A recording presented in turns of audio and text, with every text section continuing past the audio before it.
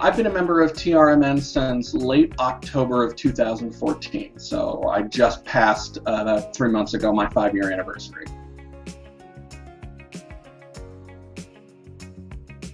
The Office of the Judge Advocate General is a staff member to the First Lord of the Admiralty. It is the only organization in TRMN that I believe has to be headed by someone with specific qualifications, and that the JAG has to be an attorney. So you have to have gone to law school, have passed the bar exam, and be an active licensed attorney, because the JAG is the pro bono corporate counsel for TRMN and the board of directors that we call the Royal Council. In that capacity, I manage any other attorneys that work for me. I have one full-time staff member, full-time in TRMN sense, as that's his majorist hat. Majorist being a word I just made up. And 2 other members that do attorney work for me once in a blue moon when I need something outside my specialty, and then 1 European attorney who handles any questions that come up for our European members. The JAG is also the head of the JAG Ombudsman program. JAG Ombudsmen are fleet subject matter experts in admiralty orders, naval directives, HAT questions that work with the fleet commanders to kind of answer anything in that area that comes up at a low level. So they are problem solvers and they are communication enablers at the fleet level. And those are headed by the director of JAG Ombudsman, Captain Senior Grade, Pamela Cole, Baroness in Florence. So I have an ombudsman in each fleet. I have the director of ombudsman. I have my deputy, who is a captain senior grade, who is also a licensed attorney, and then I have my 2 attorneys who are kind of on call when I need them, one of whom is actually my brother, who is also a licensed attorney.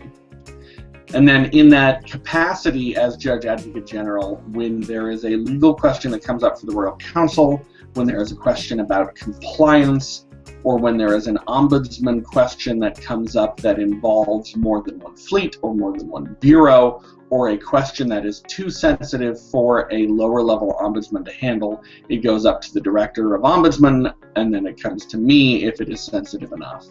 I also essentially serve as the inspector general for the organization, where when there are accusations of misconduct that cannot be handled at the fleet level, either because they involve a wide variety of people, or they touch on legal liability to the organization, or because they involve certain subjects like bullying, harassment, sexual harassment, those come to me and I spearhead the investigation and make recommendations to the board of directors, whether that is removal from the organization or referral to a demotion board.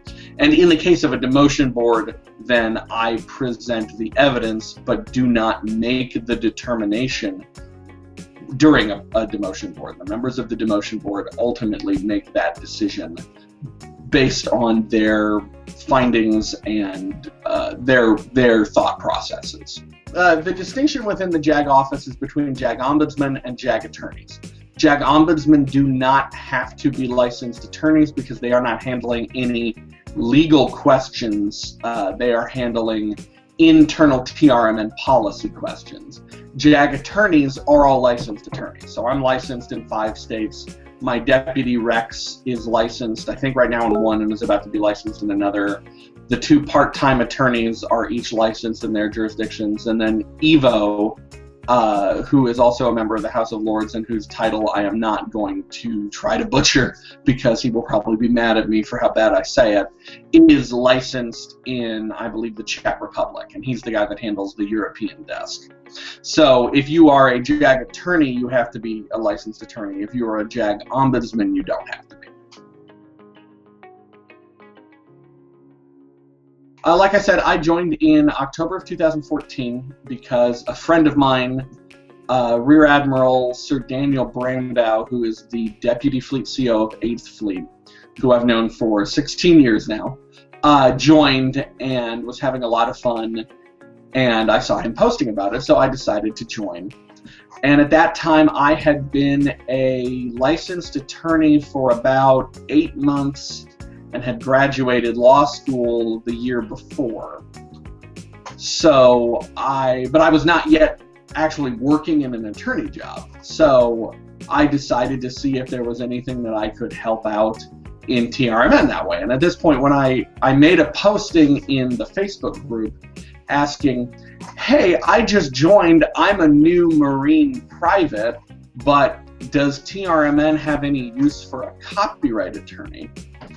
And I joined at the right time, and I spoke up at the right time, because within a couple of days after posting that, I was having a phone call with the First Lord of the Admiralty, Martin Lessem, where we were talking about my qualifications and what I could bring to TRMN.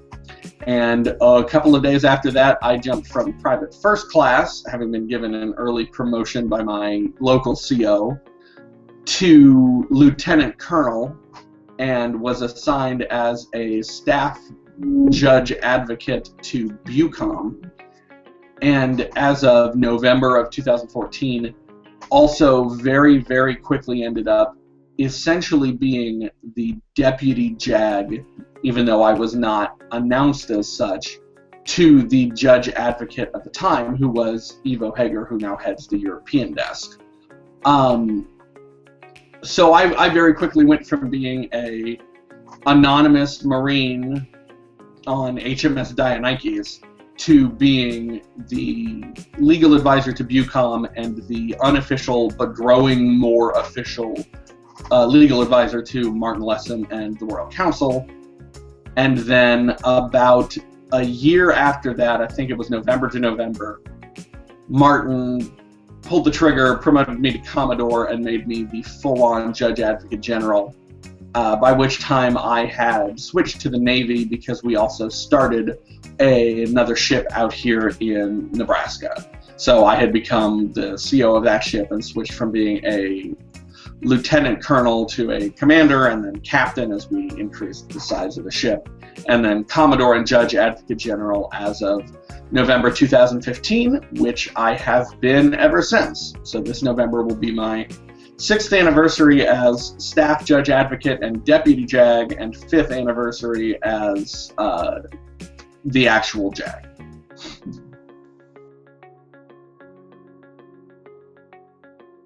So I've got a couple of them. The first one is I went to every Manticon.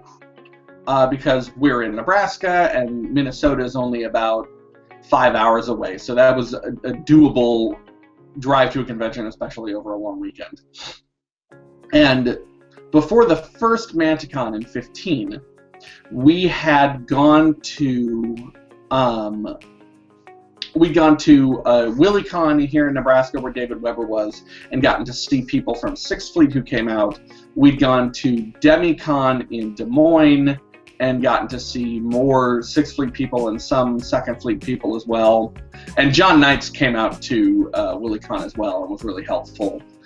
But we roll into Manticon, the first Manticon, and it really drives home, oh yeah, we are a part of a much bigger organization. There are a lot of people doing this. And it was a great opportunity to kind of put faces to names and to meet these people that I had dealt with so much online in person. That's the first time I met Martin in person. It's the first time I met Laura Locken in person and Bill Locken in person. I believe Krista Broly. All these people that I've spent hours and hours working with as JAG, as a CO, as a BUTRAIN instructor. And there we are eating dinner and doing the award ceremony and hanging out in the party room, and it was kind of amazing.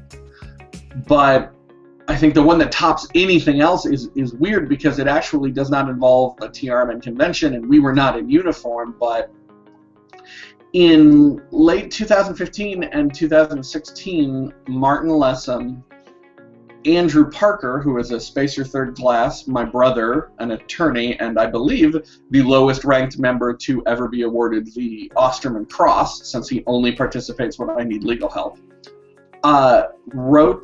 were involved in the writing of and then wrote ourselves an amicus brief, which is a friend of the court supplemental brief that was filed with the United States Supreme Court. And as a result of filing that brief, Martin and Sarah Kate Lessem and I flew to Washington, D.C.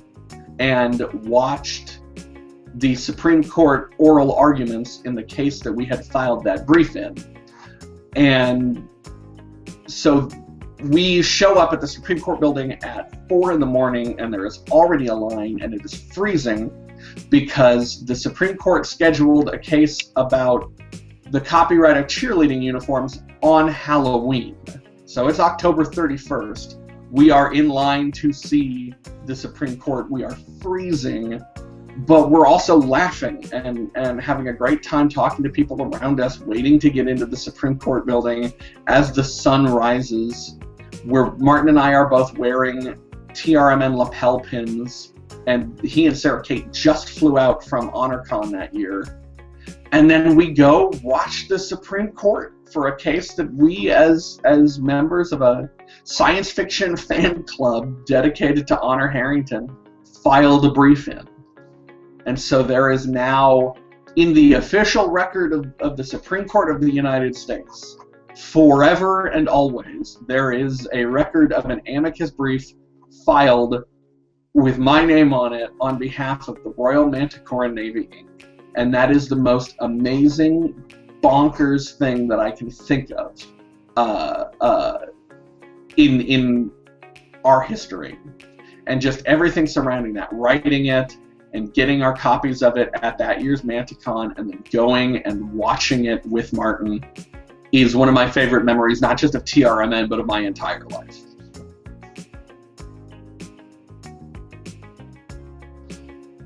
And that's a really hard one because I think there are so many great characters in the books. And I'm not just saying that, obviously, because, you know, David Weber might see this and I don't want to get him, you know, a nasty email.